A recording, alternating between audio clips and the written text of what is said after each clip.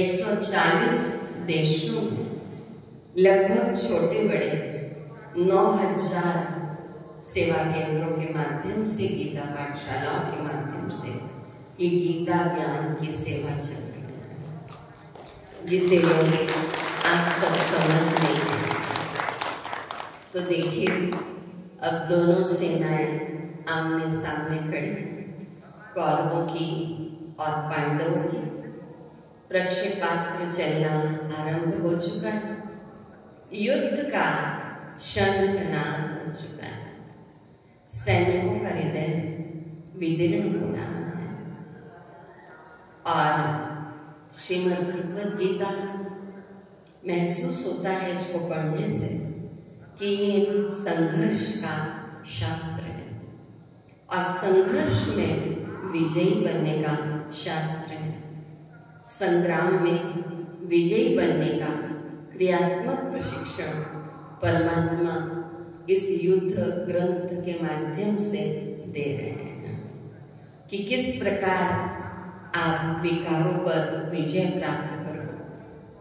तो श्रीमद् भगवद गीता का सबसे पहला जो श्लोक आता है उसमें धृतराष्ट्र संजय से पूछते हैं कि धर्म क्षेत्रे कुरुक्षेत्रे समवेतायुत्सवा मामका पांडवाश्चैव किं कुर्वत संजय, कि कौरव और पांडव मेरे पुत्र और आखिर तो पांडव भी मेरे ही भाई के बच्चे हैं, क्या चल रहा है मुझे लाइव बताइए। संजय को कहते हैं आज दूरदर्शन के माध्यम से, मोबाइल के माध्यम से आप लाइव देख सकते हैं। ये पहले की बातें आ रही हैं, तो अगर वर्तमान परिप्रेक्ष्य में देखें तो हम कई बार दूर की घटनाओं को देखते रहते हैं। संजय को दिव्य दृष्टि का वरदान प्राप्त हुआ है और उस दिव्य दृष्टि के माध्यम से युद्ध के मैदान में क्या चल रहा है वो अर्जुन को बता रहे हैं। देखा जाए तो हमारा जीवन ही धर्म का क्षेत्र है, संघर्ष का क्षेत्र है।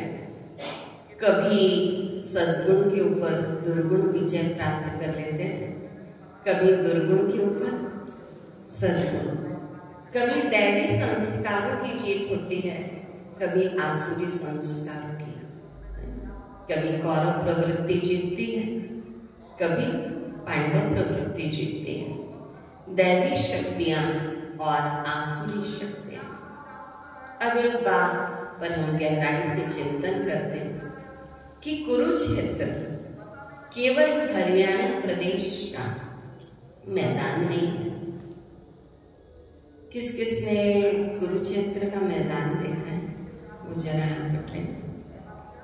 दो, मैंने भी देखा है। तो विचार कीजिए, एक विचार कीजिए, क्योंकि इस शास्त्र को कई लोगों ने पढ़ा और कई लोगों ने अपने अपने तरीके से विचार दिए हैं। तो एक बात आप गहराई से सोचिए कि क्या अक्षौणी सेना उस युद्ध के मैदान में जो हरियाणा प्रदेश वाला है वहां खड़ी हो सकती थी? कुरुक्षेत्र हम सबके भीतर अंतर मन की चेतना में चल रहा है, इसको हम आगे लेंगे। फिर इतने सब खाने पीने की व्यवस्था करना, कई चीजें, तो कितनी सेना थी, क्या था। तो आज भारत की जनसंख्या कितनी है इस पर विचार करते हैं। ध्यान से सुनिएगा और जो आ रहे हैं वो एक भी दिन मिस मत कीजिएगा, क्योंकि बहुत गहराई पता चलेगी, बहुत गहराई। तो पहला अध्याय, इसमें मानव की समस्याओं को लिया गया है।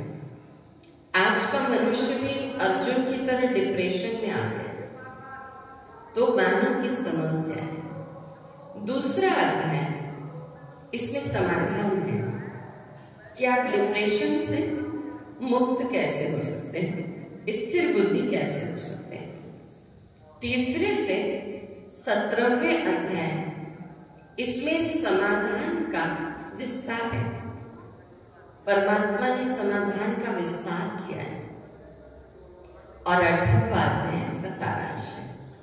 ठीक, समझिएगा इसको। पहला अध्याय मानव की समस्या, दूसरा अध्याय समाधान, तीसरे से 17वां अध्याय समाधानों का विस्तार, इसके दूसरा अध्याय सबसे मुख्य है और फिर 18वां अध्याय। अभी हमने पितृपक्ष के दौरान हमारे बिलासपुर में राजकिशोर नगर सेवा केंद्र में पूरे 18 अध्याय लिए।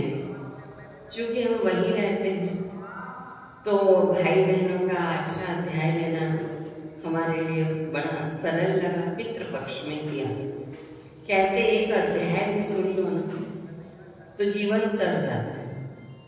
और यहाँ 7 दिनों में आपको 18 अध्याय, दूसरा अध्याय बहुत अच्छे से, और 6वां अध्याय जो मेडिटेशन सिखाता है, ध्यान सिखाता है, उसकी गहराई में भी चलेंगे।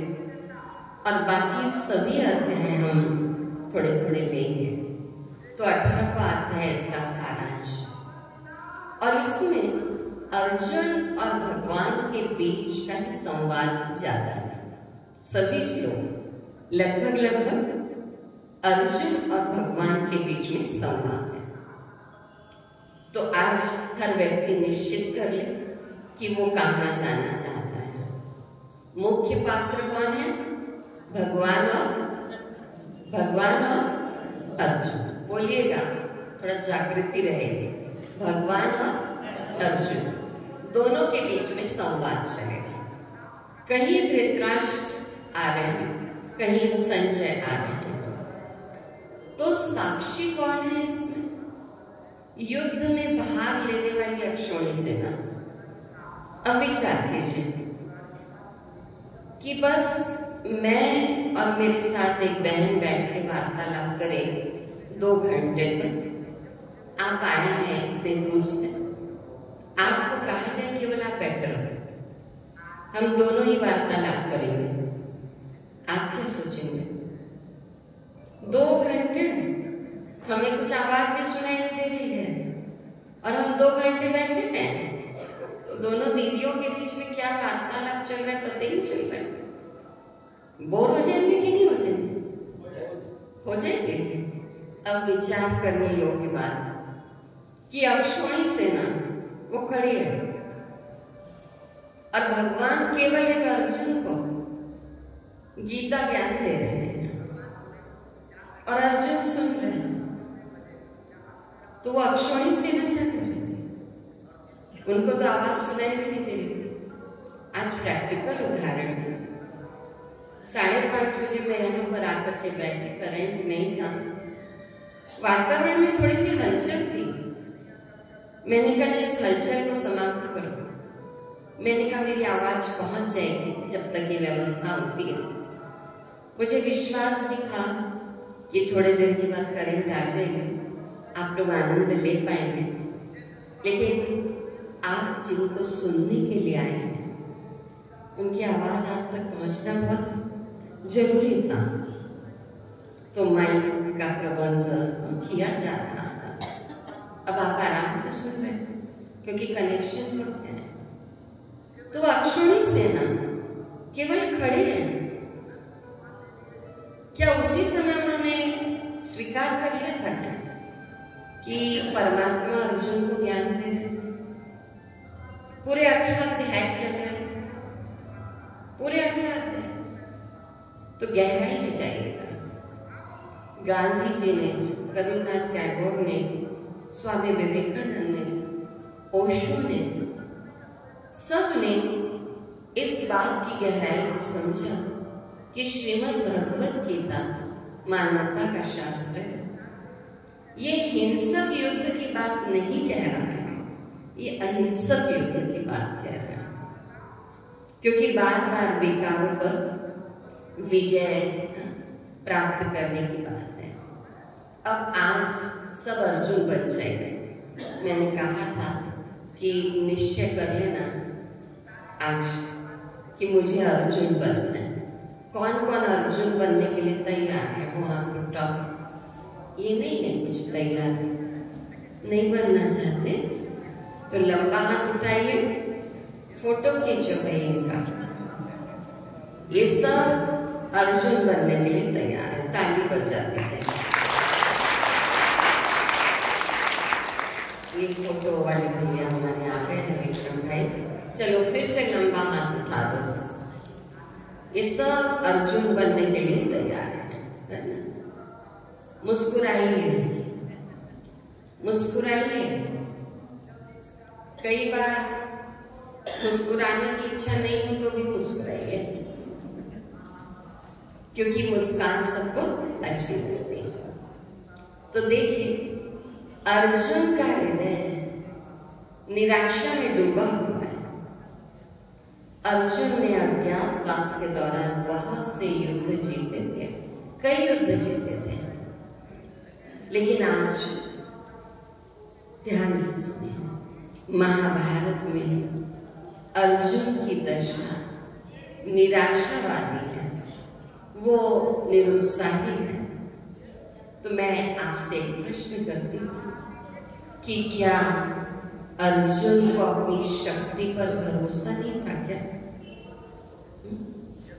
क्योंकि उसने कई युद्ध जीते थे कि अर्जुन को अपनी शक्ति पर भरोसा नहीं था। क्या भगवान पर संदेह था उसको? नहीं, भगवान पर भी निश्चय था। लेकिन आज अर्जुन का हृदय क्यों द्रवित हो रहा है? उसके हाथ कांप रहे हैं, गांडीव हाथ से छूटा जा रहा है। वो विनती करता है भगवान के आगे कि भगवान, मैं युद्ध करना नहीं चाहता, क्योंकि अब अर्जुन को मोह सता रहा है। सबसे बड़ा विकार कौन से विकार ने सताया? मोह ने सताया। अब डर लग रहा है, मेरे बच्चे भी हैं, मेरे भाई भी हैं। ऐसा थोड़ी, आज तक उसे खुशी हो रही थी कि मैं ही मांगूंगा, सामने से तीर आएगा, उससे मेरे इधर भी नुकसान होगा, मेरी टीम को भी। ये विचार मन में नहीं आए थे, लेकिन आज आ रहे हैं। मोह उत्पन्न हो रहा है। हमें जैसे पता चलता है ना कि बेटे को चोट लग गई, कोई डॉक्टर है, कई ऑपरेशन किए होंगे, लेकिन आज ऑपरेशन थिएटर में खुद का बेटा है, तो आज हाथ क्या हो रहे हैं? कांप रहे हैं। जब अपने बेटे के ऊपर कोई बात आती है तब वो मोह का भाव, मनोदशा ऐसी हो जाती है कि क्या करो क्या नहीं। एक डॉक्टर के साथ प्रैक्टिकल में ऐसी घटना हुई।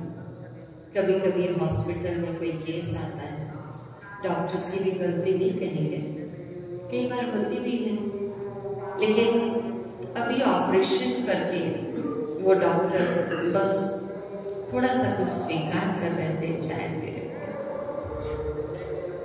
आके नर्स ने कहा कि अर्जेंट केस है, एक्सीडेंटल केस है, तुरंत आपको ऑपरेशन करना पड़ेगा। तो कहा 10 मिनट 15 मिनट रुको तो सही, कुछ खा तो लूँ, अभी तो ऑपरेशन करके आए। और वो 15-20 मिनट डॉक्टर गया नहीं, कहा अर्जेंट है अर्जेंट है, लेकिन कहा रुको, एक्सीडेंटल केस है, थोड़ा रुको, मेरे भी पेट में तो कुछ मुझे डालना पड़ेगा। लेकिन जब ऑपरेशन थिएटर में पहुंचा और जैसे ही जिसको ऑपरेशन करना है उसको देखा, तो उसका खुद का बेटा। नर्स को डांट रहे हैं, क्यों नहीं बताया मेरा बेटा है, मैं तो पहले और दौड़ के ऑपरेशन करने आता। तो नर्स ने कहा मुझे क्या पता कि ये आपका पुत्र है। कई बार ऐसी स्थिति होती है मोह में कि हम सही डिसीजन ही नहीं ले पाते। अब अर्जुन जो बहुत व्याकुल था युद्ध करने के लिए, अब युद्ध बिल्कुल करना नहीं चाहता। थका हुआ मन है अर्जुन का, तनाव से ग्रसित है। अब धृतराष्ट्र जब संजय से पूछते हैं तो संजय ने क्या जवाब दिया, क्या हो रहा है? तो श्री कृष्ण रथ को लेकर दोनों सेनाओं के बीच में आकर के खड़े हो गए। ध्यान दीजिएगा कि महाभारत नहीं होता तो गीता नहीं होती। गीता के कार्य महाभारत नहीं है, महाभारत के कार्य गीता है। इतने श्रेष्ठ शास्त्र, सर्वशास्त्र में शिरोमणि गीता का उदय हुआ है महाभारत के कारण। और आज भी कल बताया था आपको कि स्थिति महाभारत वाली ही है। तो धृतराष्ट्र ने पूछा, है संजय, धर्मभूमि कुरुक्षेत्र में युद्ध की इच्छा से एकत्र हुए मेरे और पांडु के पुत्रों ने क्या किया? पांडव अर्थात पवित्र कर्म वाले, कौरव अर्थात अपवित्र कर्म वाले 18 अक्षोणी सेना का जमघट। कितनी? 18 अक्षोणी सेना का जमघट, हाथियों की चिंगार। आप पूरे दृश्य देखिए, घोड़ों की हिनहिनाहट, रथों की गड़गड़ाहट, योद्धाओं की गर्जना, अस्त्र शस्त्र की खनखनाहट। ये सारे शब्द प्रतीकात्मक प्रतीक होते हैं, प्रतीत होते हैं। तो वस्तुतः ये संसार ही कुरुक्षेत्र बन चुका है और इस संसार में 3 प्रकार के व्यक्तित्व हैं। पांडवों का मानसिक युद्ध भी चलता है। देखिए, जो कभी अपशब्द नहीं बोलते ना, या गुस्सा नहीं करते ना, उनको कभी किसी के ऊपर थोड़ा सा भी क्रोध कर लिया ना तो अच्छा नहीं लगता है, मन खाता है और वो सोचते हैं मैंने क्यों बोल दिया, ऐसे अपशब्द भी क्यों बोले। और जिनके संस्कार बन जाते हैं, संस्कार बन जाते हैं, उनको लगता है क्या है, सब ठीक है, कलयुग के समय में सब चलता है, मारो पीटो गाली दो, सब चलता है। आज हम बहनें थोड़ी सी चर्चा कर रहे थे कि जिस शब्द को कई बार हम अपने मुख से नहीं निकाल सकते, उसको यूपी में कभी कभी ऐसी सामान्य रूप में बोल दिया जाता है, हमारे मुख से भी वो शब्द नहीं निकलेगा। कभी कभी ऐसा होता है कि हमने किसी को कह दिया कि देखिए तुम हमसे तमीज से बात करो, बदतमीजी से बात नहीं करो, लेकिन इंग्लिश में बोल दिया कि तुमको कोई मैनर्स नहीं है क्या? मैनर्स बड़ा रॉयल लगा, लेकिन हमने बोल दिया तमीज से बात करो तो गाली लग गया। आज ऐसा कर्म करने में तुम्हें शर्म नहीं आ रही क्या? यह शब्द निकल गया, बेशर्मी मत करो। इंग्लिश में कह दिया शेमलेस, बड़ा रॉयल लगा इंग्लिश वाला ना, लेकिन हिंदी में कह दिया, शुद्ध हिंदी में कह दिया तो गाली लग गई। सच्चाई बता रही हूँ, सच्चाई है। तो कई शब्द हो सकते छत्तीसगढ़ में गाली ना लगे, यूपी में गाली ना लगे, छत्तीसगढ़ में वो गाली लग सकती है, यहाँ ना लगे बाहर लग सकती है। तो शब्दों का प्रयोग भी बड़ा सोच समझ के होना चाहिए कि मैं किन शब्दों का प्रयोग कर रही हूँ। तो पांडवों का मानसिक युद्ध निरंतर चल रहा है। कई बार बिल्कुल अच्छा नहीं लगेगा, कहेंगे मैं क्यों बोली उसको, मुझे नहीं बोलना था, उसने मुझे जो भी बोला वो उसकी स्थिति थी, लेकिन मुझे तो नहीं बोलना था, मेरे मुख से क्यों निकला, इसका दर्द हमें हो जाता है। पांडवों को हो जाता है और कौरवों का पारिवारिक एवं राष्ट्रीय युद्ध है। कई बार गलत कर्म करते करते करते करते संस्कार हो जाते हैं और लगता ही नहीं कि गलत हो रहा है, और उसी प्रमाण झूठ बोलने का संस्कार है। झूठ ही बोलेंगे, झूठ ही बोलेंगे। वो समझते नहीं कि हम कुछ गलत कर रहे हैं, अभिमान में रहना ही है। सोचो किस बात का अभिमान कर रहे हो। रूप रंग पद प्रतिष्ठा, किसी का अभिमान मत करिए। धन दौलत हे अर्जुन, आज ये तेरा है, कल किसी और हो जाएगा। मकान बनाया, मुझे तो बहुत वैराग्य आता है। इतना माता पिता दादा दादी मेहनत करके सब करते हैं, आनंद भी नहीं ले पाते एक दिन, और आगे की यात्रा की ओर निकल जाते हैं। अपने जीवन में रहते रहते जीवन का आनंद ले लो, ले लो, गलत रूप में नहीं, सही अर्थ में। विदेशी जिन्हें यादव कहा गया, आज एटॉमिक वार, मिसाइल, ये सब परमाणु बम आदि तैयार है। केवल बटन दबाने की देरी है, विनाश निश्चित है। संजय कौन? संजय अर्थात जिसने क्रोध और कर्मेंद्रियों पर विजय प्राप्त करी और अज्ञान रूपी रोग से अंधे लोगों को वो ज्ञान दे रहा है। धृतराष्ट्र एक बताया, अंधत्व है, मानसिक अंधत्व, आत्मिक अंधत्व है, और ऐसे लोगों को संजय ज्ञान दे रहे हैं, जिसने क्रोध पर विजय प्राप्त कर लिया। कई लोग हमसे प्रश्न करते हैं कि दीदी गीता हमें बहुत अच्छी लगती है, गीता पारायण बहुत अच्छा लगता है, लेकिन एक चीज दीदी अच्छी नहीं लगती कि गीता ज्ञान के बाद चूंकि 18 अक्षौणी सेना का संहार हुआ, तो क्या श्रीमद् भगवत गीता हिंसा का संदेश देती है? ये हमसे पूछते हैं, क्योंकि गीता में पढ़िए आप, कहीं भी हिंसा की बात नहीं आ रही, कहीं भी नहीं आ रही, बस विकारों पर विजय प्राप्त करने की बात आ रही। तो कहते हैं इतनी सेना का विनाश, तो भगवान हिंसा का संदेश दे रहे हैं।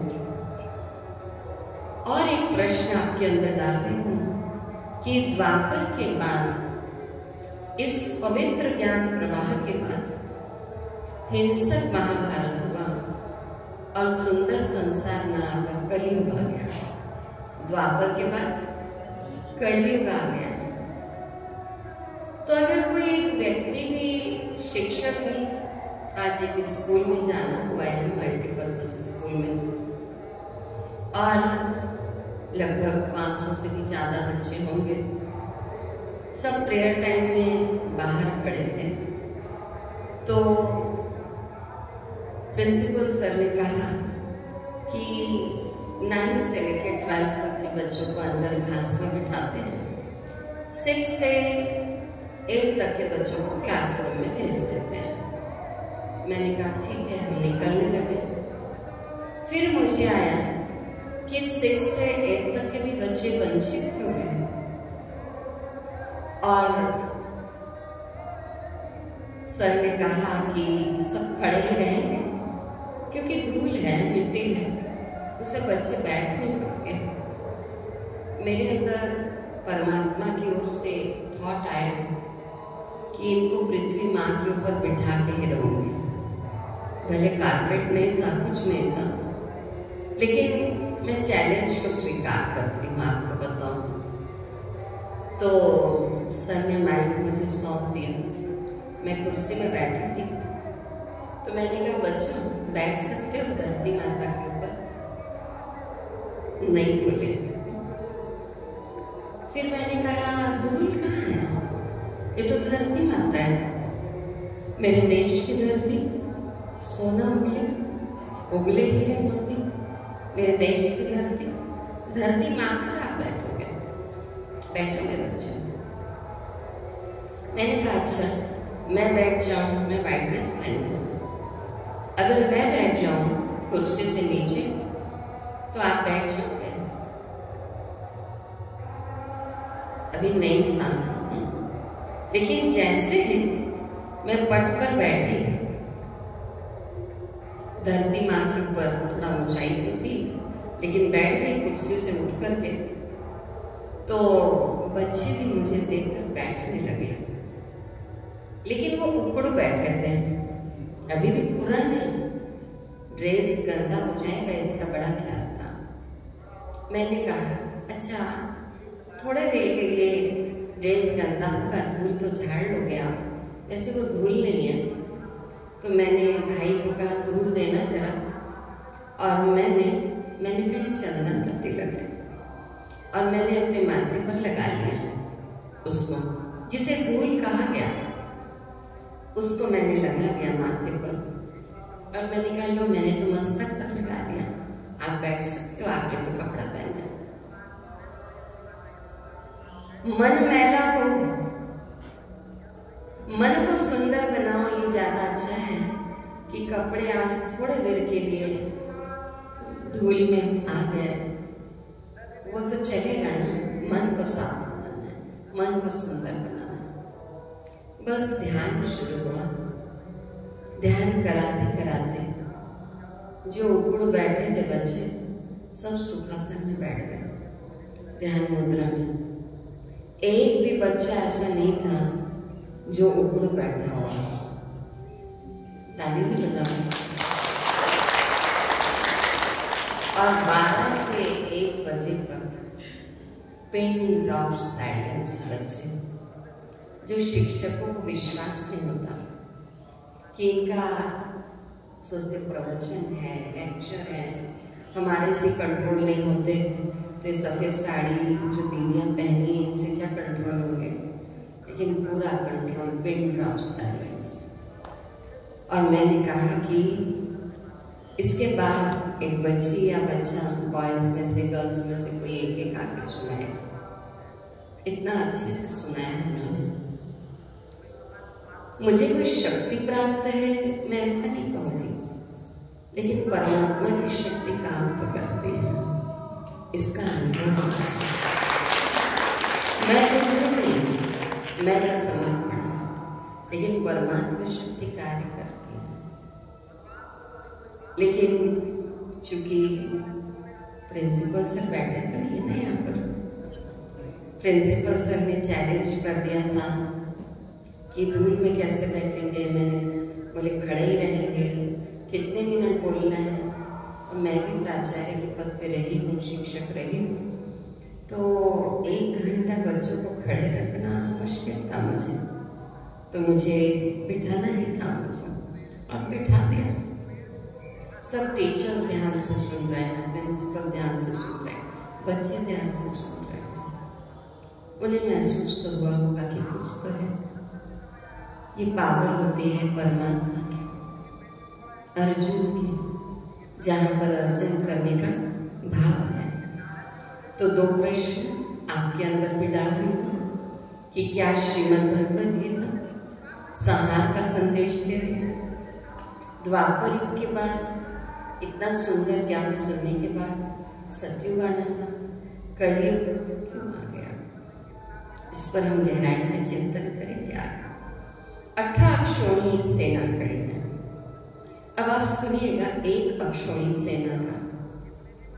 एक अक्षौणी सेना में रथ जो होते हैं 21,800 रथ। एक अक्षौणी की बात मैं बता रही हूँ। हाथी 21,870 हाथी। घुड़सवार 65,610, ये आंकड़ा बताता है। 65,610। और पैदल सैनिक एक अक्षौणी का चल रहा है 1,09,350। तो रथ, हाथी, घोड़े में एक योद्धा ठीक, संख्या लाखों में पहुंच गए। एक अक्षोणी की बात चल रही है, फिर से सुन लीजिएगा विवेकवान। 21,870 रथ, 21,870 हाथी, घुड़सवार 65,610, पैदल सैनिक 1,09,350 और रथ हाथी घोड़े में एक एक योद्धा, संख्या लाखों में।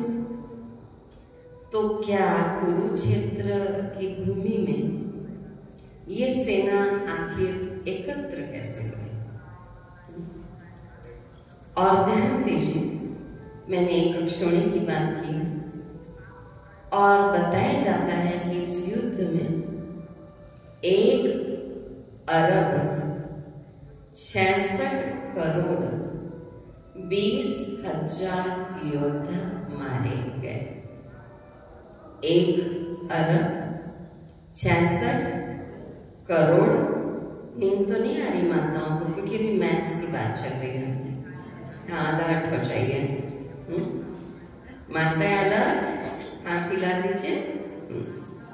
इस युद्ध में 1,66,20,000 योद्धा मारे गए। वर्तमान समय अगर भारत की जनसंख्या को देखें तो इतनी है, लगभग 1 अरब से ज्यादा है और शायद 35-40 करोड़ क्रॉस कर चुकी है भारत, टोटल भारत की जनसंख्या है। तो क्या उस समय आबादी इतनी रही होगी? थोड़ा विवेकवान लोग चिंतन जरूर कीजिएगा। आपसे पूछती हूँ कि जनसंख्या हमेशा घटती हुई होती है कि बढ़ती हुई? सब बोलिएगा एक बार। बढ़ती हुई। और अभी टोटल भारत की जनसंख्या 1,40,45 करोड़ से भी ज्यादा अभी पहुंची होगी और उसमें 1,66,20,000 योद्धा मारे गए। तो लगभग ये वर्तमान समय की भारत की जनसंख्या है। ठीक, आप ही ने अपने मुख से बोला कि हमेशा जनसंख्या बढ़ती हुई होती है, न कि घटती हुई। तो कहीं ऐसा हो कि अभी ही गीता का ज्ञान कहीं चल रहा हो भगवान के द्वारा और हम दुर्योधन के समान या दुशासन के समान या दुष्कर्ण के समान अभिमान में आकर उस सत्य पिता परमात्मा के द्वारा दिए गए गीता ज्ञान को न समझ पा रहे। ये भी तो हो सकता है। जब जनसंख्या इतनी थी तो लगभग भारत की जनसंख्या इतनी है, तो उस समय भारत की आबादी आखिर कितनी रही होगी? मैं आपके अंदर प्रश्न डालती जा रही हूँ। प्रश्न का चिंतन आपको करना है। मैंने कल भी कहा था, यहाँ भागवत नहीं चल रहा है, यहाँ श्रीमद् भगवत गीता की गहराई चल रही है, जो सर्वशास्त्र में शिरोमणि है। और एक बात, अब इसको और ध्यान से सुनिए कि श्री कृष्ण गीता ज्ञान दाता के रूप में प्रचलित है। कल भी मैंने कहा था कि श्री कृष्ण जैसा सुंदर इस रंगमंच में न तो कोई हुआ है और न ही कोई होगा, लेकिन पूरी गीता में प्रथम पुरुष फर्स्ट पर्सन के रूप में उनका नाम न आकर भगवान हुआ जाता है। क्या आता है? भगवान। आज मैं बता देना चाहती हूँ कि आगे आने वाले दिनों में आप श्रीमद् भगवत गीता को सुनते सुनते यह अनुभव करेंगे कि जब धृतराष्ट्र ने संजय को कहा कि संजय, आज मधुसूदन के बोल तो बदले बदले से लग रहे हैं। ऐसा लग रहा है कि मधुसूदन नहीं कोई और बोल रहा है। मेरे रोंगटे खड़े हो गए ये बोलते हैं, मेरे रोमांच खड़े हो गए। हो सकता है किसी और के खड़े हुए हो। मधुसूदन के बोल सुर कुछ बदले बदले से नजर आ रहे हैं। और संजय ने कहा, मैं भी उस रूप पर मोहित हो रहा। और श्री कृष्ण ने अर्जुन को ज्योति का साक्षात्कार कर रहे हैं, ज्योति का साक्षात्कार। और श्रीमद् भगवद गीता में ये श्लोक आता है कि ज्योतिषामपि त्यज ज्योतिस्तमसो परमुच्यते ज्ञानं ज्ञेयं ज्ञानगम्यं हृदि सर्वस्य विशिष्टता। अर्थात मैं ज्योतियों की भी ज्योति हूँ, परम ज्योति हूँ। मेरे स्वरूप को जान लो अर्जुन कि मैं कौन हूँ। आपको लगेगा कि 3 व्यक्तित्व यहाँ पर समाहित हो रहे हैं। एक अर्जुन का प्रश्न, कभी श्री कृष्ण उत्तर दे रहे हैं और कभी ज्योति स्वरूप परम पिता परमात्मा जो ज्योतियों की भी ज्योति है वो उत्तर दे रहे हैं। सर्वधर्मानि परित्यज्य मामेकं शरणं व्रज अहं त्वा सर्वपापेभ्यो मोक्षयिष्यामि मा शुचः। हे अर्जुन, देह सहित देह के सभी संबंधों को तू मुझे याद कर तो मैं तुझे सर्व पापों से मुक्त कर दूँ। एक मुझे याद कर। अब महसूस कीजिए श्री कृष्ण का खुद का देह। अब श्री कृष्ण कह रहे हैं कि देह सहित देह के सभी संबंधों को भूल जाओ। ये कौन कह सकता है जिसका खुद का देह नहीं है? तो यहाँ पे भी आप 3 स्वरूप देखेंगे। एक तरफ ज्योतिर्लिंग है, एक तरफ श्री कृष्ण है, एक तरफ लक्ष्मी नारायण है। आपको इसकी गहराई में ले जाएंगे। मैं आपको पूरा क्लियर करूंगी कि कहाँ वो परम ज्योति कह रहे हैं, कहाँ अर्जुन कह रहे हैं, कहाँ श्री कृष्ण कह रहे हैं। और संजय और धृतराष्ट्र की तो थोड़ी सी बातचीत है, लाइव बता रहे हैं संजय धृतराष्ट्र। तो सारा गीता ज्ञान भगवान वाच कहकर सुनाया गया है। ध्यान देना सब, जब स्पष्ट रूप से काम को महाशत्रु बताया गया है। कोई लोग हमें आके कहते, दीदी आप लोग का ना ज्ञान बहुत अच्छा है लेकिन धारण नहीं कर सकते हैं उसको, क्योंकि गृहस्थ जीवन में ये सब बातें संभव ही नहीं है। ठीक है, हम मान लेते हैं कि आपको ब्रह्मा कुमारी में जो ज्ञान दिया जा रहा है उसको अडॉप्ट करना मुश्किल लग रहा है। अच्छा, श्रीमद् भगवद गीता को कौन कौन मानते हैं? वो हाथ उठाइए, लंबा हाथ उठाना चाहिए। सब मानते हैं। अब ब्रह्मा कुमारी इसको अलग कर दीजिए, ठीक। अब आ जाइए श्रीमद् भगवद गीता के ऊपर। तो श्रीमद् भगवद गीता में भगवान बार बार क्यों कह रहे हैं कि काल महाशत्रु अर्जुन को, जो गृहस्थ जीवन वाला है? तो जरूर भगवान ने ऐसे समय पर ये बात कही होगी जब दुनिया में काम विकार बहुत अति में चला गया होगा, बढ़ गया होगा। आज छोटे छोटे बच्चे भी होते ना, 8th 9th के भी, उनको सब नॉलेज है। ये मोबाइल ने, टीवी ने क्या क्या नहीं सिखा दिया। और देख देख करके वो उत्पत्ति, अंदर की मानसिक वृत्ति खराब हो रही है।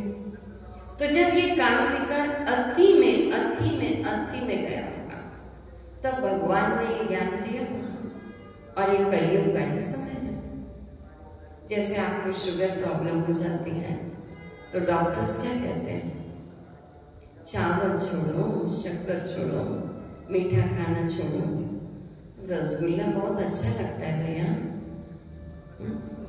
तुम्हें मीठा खाना कैसे छोड़ू?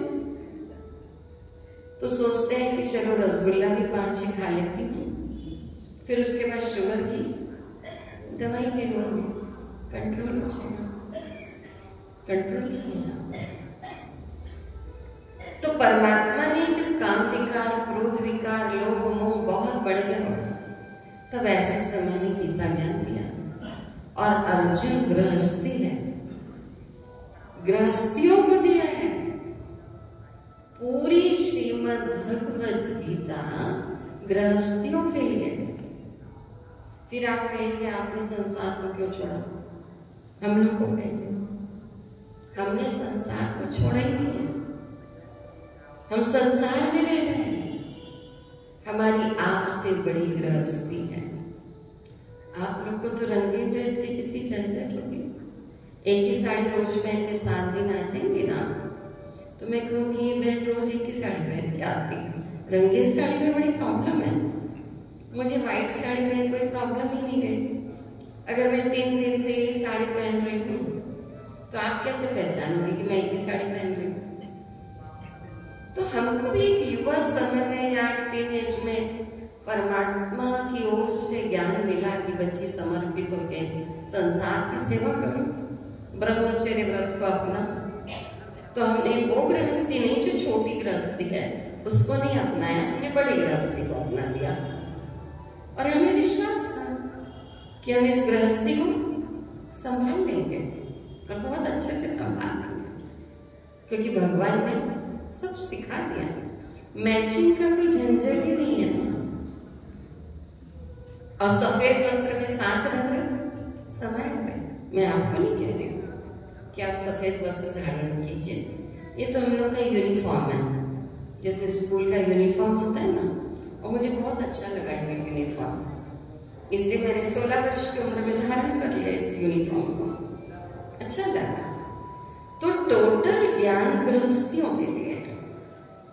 किसी को ये नहीं कहा जाता कि गृहस्थ जीवन छोड़ दो, गृहस्थ को भी संभालो। और यहाँ पर केवल 1 घंटे के लिए आओ, केवल 1 घंटे के लिए। 1 घंटा भी ज्यादा लगता है तो आधे घंटे के लिए आओ, आधा घंटा भी ज्यादा लगता है 15 मिनट के लिए आओ, लेकिन आओ जरूर। आपको लगेगा जीवन बदल रहा है। क्रोध कर भी लिया फिर अच्छा नहीं लगेगा, धीरे धीरे चेंज आएगा।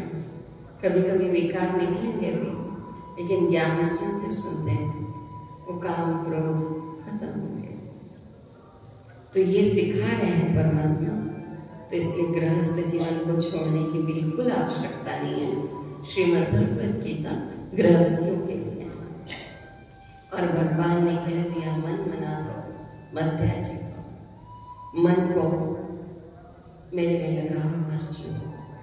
तो एक प्रश्न तो है कि इस चंचल मन को शांत कैसे करें।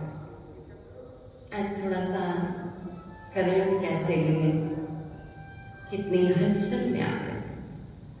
मैं बैठ गई यहाँ आके, आप भी धीरे धीरे शांत होने लगे कि दीदी बैठ गई ना, वो अपने मन को भी शांत कर लेना। तो इस चंचल मन को परमात्मा में लगाने की कला स्वयं परमात्मा ने ही सिखाई। जब कहीं नहीं मिला समाधान, तो हम 1982 में ब्रह्मा कुमारी के सानिध्य में आए। वैसे तो 1976 में ही थोड़ा सुन लिया था, लेकिन बहुत छोटे थे। लेकिन शरीर छोटा था, आत्मा तो छोटी बड़ी नहीं होती। लेकिन विधिवत 1982 से सुना, और मुझे मेरे हर सवाल का जवाब ब्रह्मा कुमारी में आके मिला कि वो अक्षोणी सेना की बात कौन सी है, 18 अक्षोणी सेना कौन सी है, परमात्मा कौन है, कैसे परमात्मा कलयुग के अंत और सतयुग के आदि, जो अभी एक बीच का समय चल रहा है, पुरुषोत्तम संगम युग का, इस समय में ज्ञान दे रहे हैं। और मुझ में पवित्रता की शक्ति आ गई। और बार बार फिर गीता को पढ़ने से मुझे एक एक शब्द, एक एक श्लोक समझ में आने लग गया। दोनों का संगम किया मैंने। यहाँ जो ज्ञान दिया जा रहा है, फिर गीता को पढ़ा, फिर गीता को पढ़कर यहाँ की मुरली पढ़ी, आध्यात्मिक ज्ञान को सुना। कुछ श्लोक अतिरिक्त कथाएं प्रतीत हुई, लेकिन विश्वास हो गया कि जिस प्रकार रात के बाद दिन जरूर आता है, उसी प्रकार कलयुग के बाद सतयुग आएगा। लेकिन ऐसे नहीं कि ऐसे ऐसे कुछ चमत्कार हो जाएगा और सतयुग आ जाएगा। नहीं, मेहनत करनी पड़ती है। एक मकान बनाने में भी मेहनत है। ओल्ड कंस्ट्रक्शन है, जगह जगह से सीमेज है, ईंटें गिर रही है, दीवारें गिर रही है। उस मकान को तोड़कर वहां पर न्यू कंस्ट्रक्शन किया जाता है। ऐसे कलयुग में 11 विकारों की अति, एक एक ईंट हिल रही है, एक एक व्यक्ति हिल रहा है, दीवारें गिर रही है, गृह युद्ध हो रहे हैं, एटॉमिक वार के लिए सब तैयार है। एक मिसाइल छूटेगा, एक मिसाइल, और एक मिसाइल जो हिरोशिमा नागासाकी में भी गिरा, एक एटॉमिक वार का इतना असर हुआ तो आज लाखों की तादाद में ये एटॉमिक बम तैयार हो चुके हैं। तो विनाश तो निश्चित है, रुका हुआ है। क्या रुका हुआ है? क्यों? क्योंकि परमात्मा हम आत्माओं को तैयार करना चाहते हैं। आज इंजीनियरिंग की भी पढ़ाई पढ़नी होती है या डॉक्टर बनना होता है, तो MBBS की पढ़ाई पूरी करते हैं, पहले PMD की एग्जाम देते हैं, तब डॉक्टर बनते हैं। क्या ऐसे सतयुग आ जाएगा? ऐसे सब देवता बन जाएंगे जब पूरे भारत की जनसंख्या 1 अरब से ज्यादा है, पूरे विश्व की 7 अरब से भी अधिक जनसंख्या है, यानी इतनी आत्माएं हैं। परमधाम में कोई फैक्ट्री नहीं है कि कोई नई नई आत्माएं बन रही है वहां पर। जितनी है उतनी है, वो सब वहां से उतर रही है और 4 स्टेज से गुजर रही है।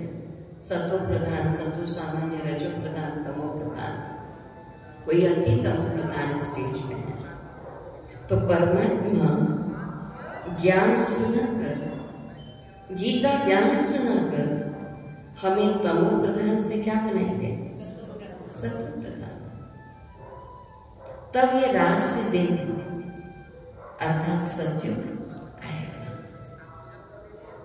तो अगर ये सारंगढ़ में 1% वर्ग भी सतो प्रधान बन जाए, तो ये 1% वर्ग सारंगढ़ को बदलने की ताकत रखता है। आप इसमें शामिल हो जाए। इसलिए कहा कल टीम में आइए, फिर लीडर टीम वर्क कैसे करना है वो सिखाएगा, और धीरे धीरे धीरे हम परमात्मा की टीम में आकर सतो प्रधान बनने की कला सीख जाएंगे। तो हमें लगा कि सभी जाने ये राज, और अंदर से फिर ये गीत निकलने लगा कि परमात्मा आपने कमाल कर दिया, हमारा सारा जीवन आपने खुशहाल कर दिया। कई पूछते हैं, दीदी इतना ज्ञान आपके अंदर आया कहाँ से? ऐसे पूछते कभी कभी मुझसे। कई बहनों से हमारी पूछते हैं कि दीदी आप लोगों के अंदर इतना ज्ञान कहाँ से आया? मैं सच कहती हूँ आपको, जिस ज्ञान को मैं लगभग मान लीजिए 1976 से सुन रही हूँ, इतने वर्ष हो रहे हैं, तो उसको सुनते सुनते सुनते सुनते क्या आत्मा ज्ञान से शक्तिशाली नहीं बन जाएगी? और परिवर्तन करने की ताकत नहीं है नहीं। तो देखिए प्रथम अध्याय का जो सार है कि अर्जुन विषाद में है और कुरुक्षेत्र युद्ध के मैदान में जब अर्जुन अपने विरोधियों के रूप में अपने सगे संबंधियों को, गुरुओं को देख रहा है तो वो मोह और करुणा से भर जाता है। उसका हृदय अलर्ट है। सभी एक बार हम ताली बजा लेते हैं, ऐसे ताली बजाते हैं 1 2 1 2 3 1 2 1 2 3 1 2 1 2 3 1 2 1 2 3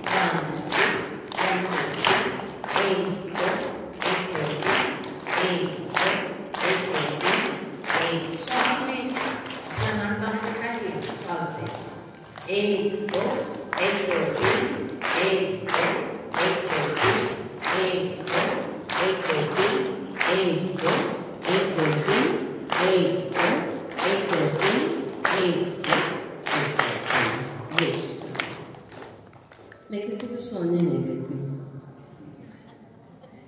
मेरी नजर पड़ जाती है। मैं प्यार से कहती हूँ कई बार कि आते जाते हुए मैं सब पे नजर रखती हूँ, मुझे सब दिखाई दे रहे हैं। नाम मेरा मंजू दीदी है, मैं सबकी खबर रखती हूँ। किसी की आंख बंद हो गई, माताओं की थोड़ी बड़ी 2-3 की, मैं तो नाम भी नहीं पता। अब उन्हीं से इशारा कर दूंगी तो बुरा लग जाएगा, इसीलिए वो भी नहीं कहूँगी। लेकिन थोड़ी निद्रा देवी बहुत प्यार करती ना, तो ज्ञान सुनते सुनते सुलाने लगती है, क्योंकि ज्ञान भी लोरी की तरह होता है।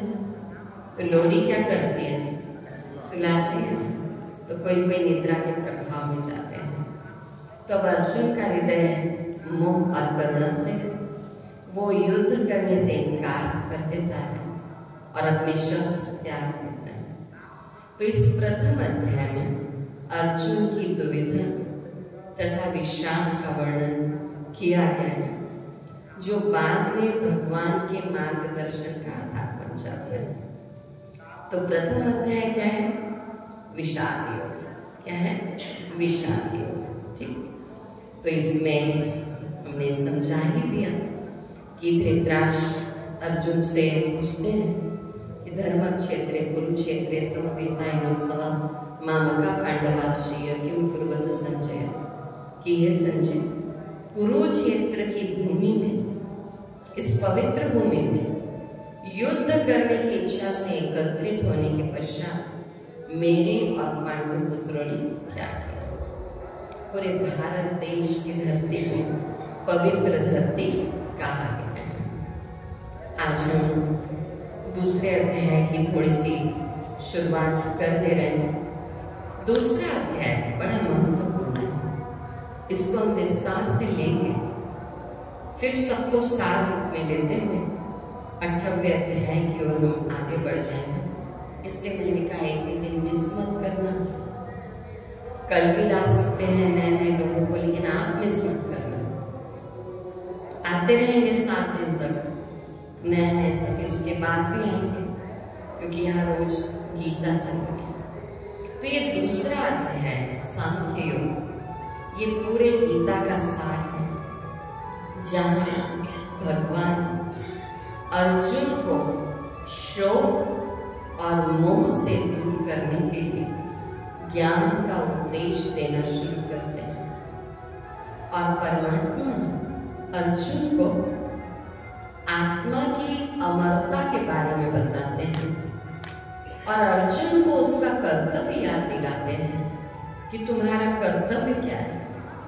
वे कहते हैं कि आत्मा न तो जन्म लेती है और न ही मरती है, इसलिए अर्जुन इसके लिए शोक मानते हैं। अब द्वितीय अध्याय में अर्जुन स्वयं को ईश्वर का शिष्य निश्चय करके अपने दुख और विषाद को दूर करने का आग्रह करता है। तो ये पूरी श्रीमद् भगवद गीता का सार है। ध्यान देंगे इसमें सांख्य योग यानी ज्ञान योग की बातें कि आत्मा शाश्वत है, अनुभव भी करते चले। आत्मा शाश्वत है, अविनाशी सत्ता। तो अभी विक्रम भाई अगर पहले तो अभी शंखनाद होगा और शंखनाद के बाद क्योंकि दूसरा अध्याय गहराई से शुरू होने जा रहा है। अथ श्री महाभारत कथा है पुरुषार्थ की, स्वार्थ की, परमार्थ की, शब्द विघोषित होना। तो पहले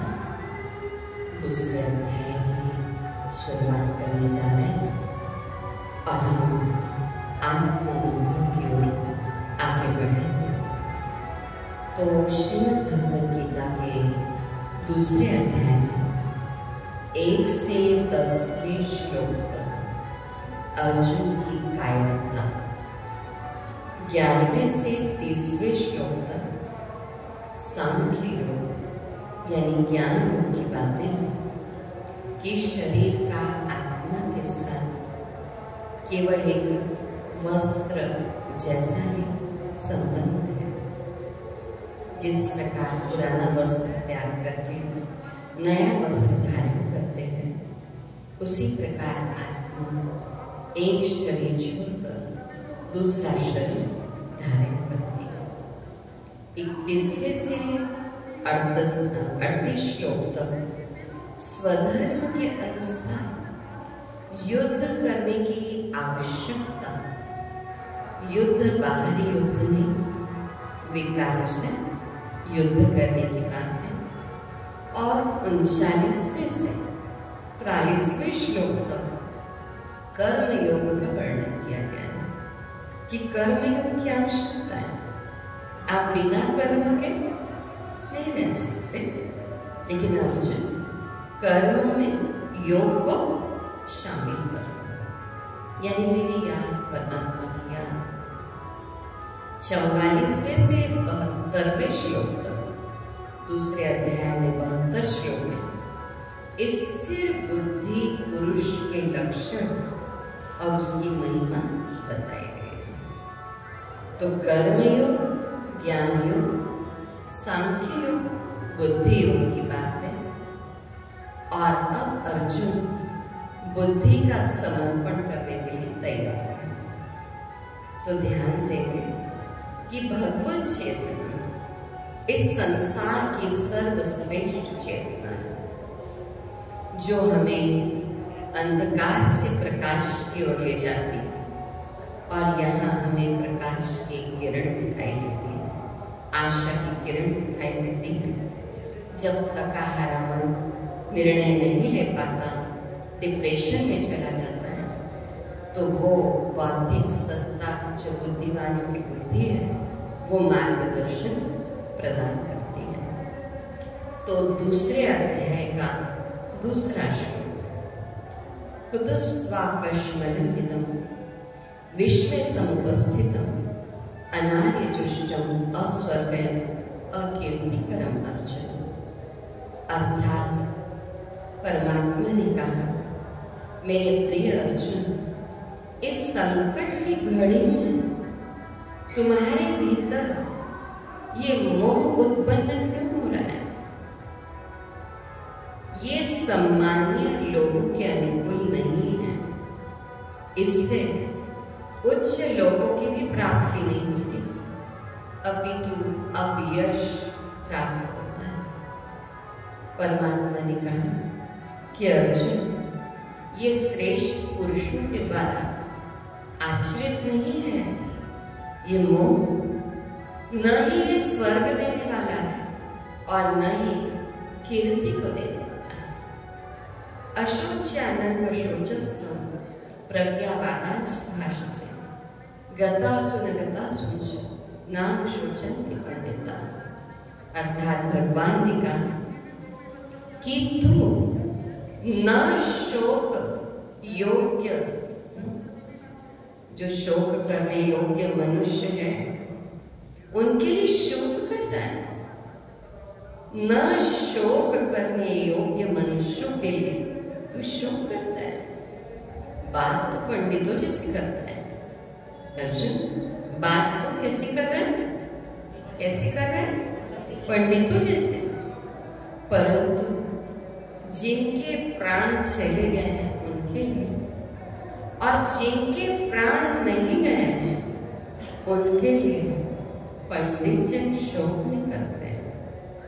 भगवान समझा रहे हैं, क्या समझा रहे? अशोच्यानंद शोचस्तु प्रज्ञावादांश भाषसे गतासु न गतासुंच नाम शोचन्ति पंडिता। भगवान ने समझा कि न त्वेवाहं जातुनासं न त्वं नेमे जनाधिपाः न चैव न भविष्यामः सर्वे वयमतः परम्। अर्थात अब भगवान कह रहे हैं, बहुत अच्छी बात।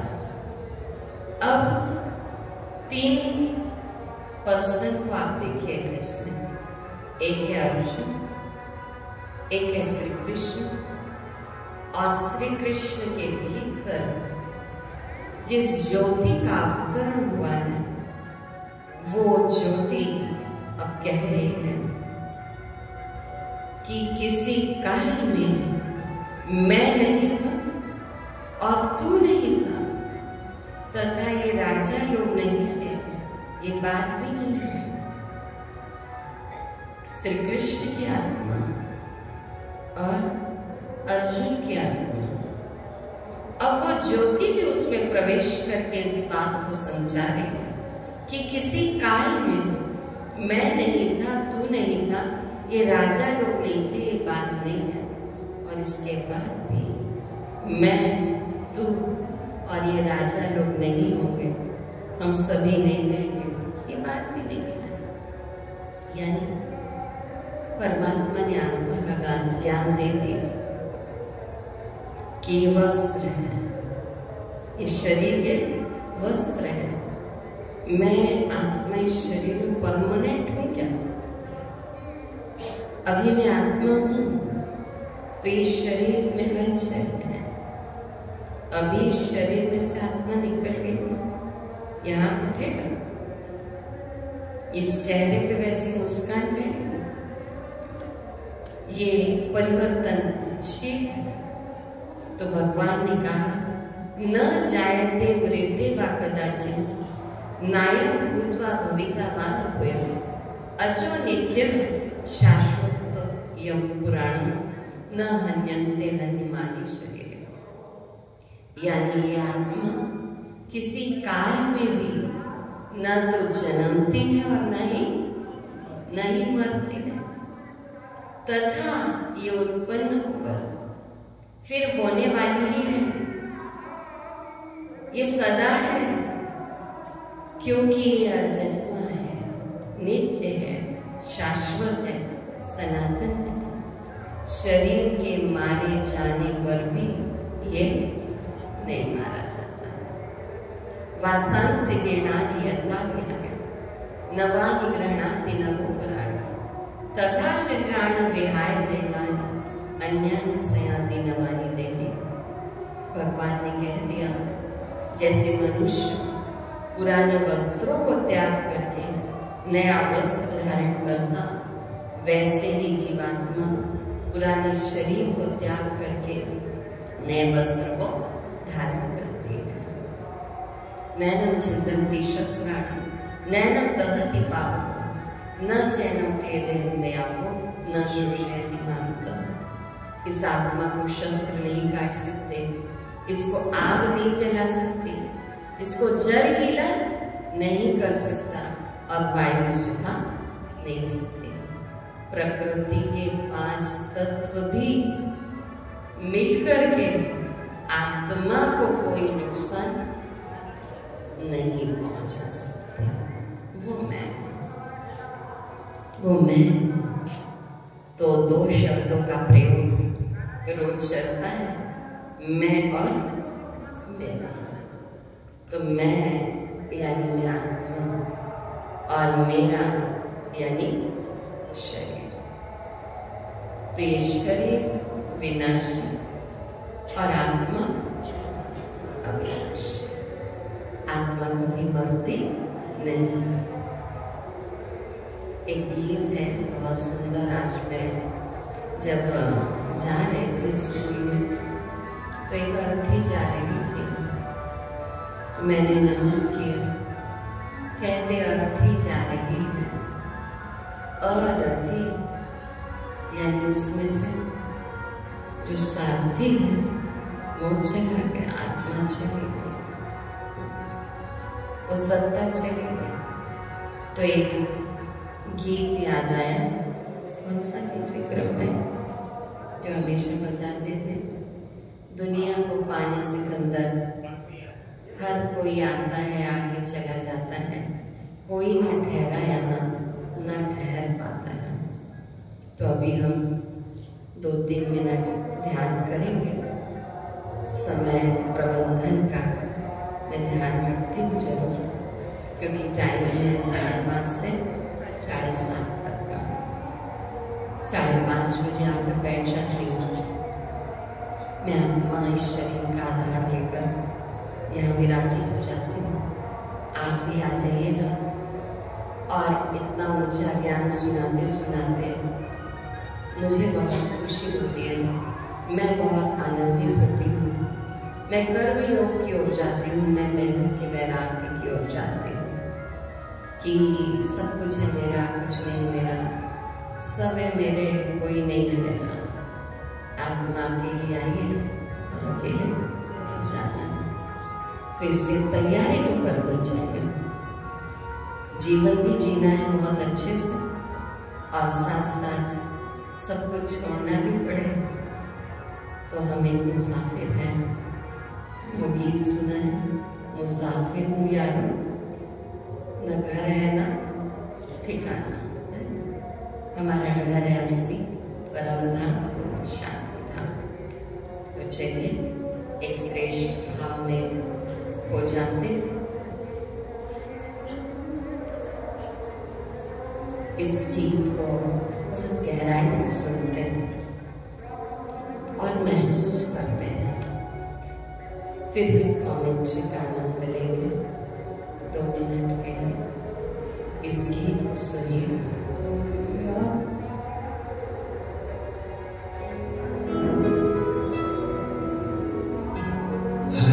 कोई आता है आके चला जाता है, कोई न ठहरा यहाँ ना ठहर पाता है।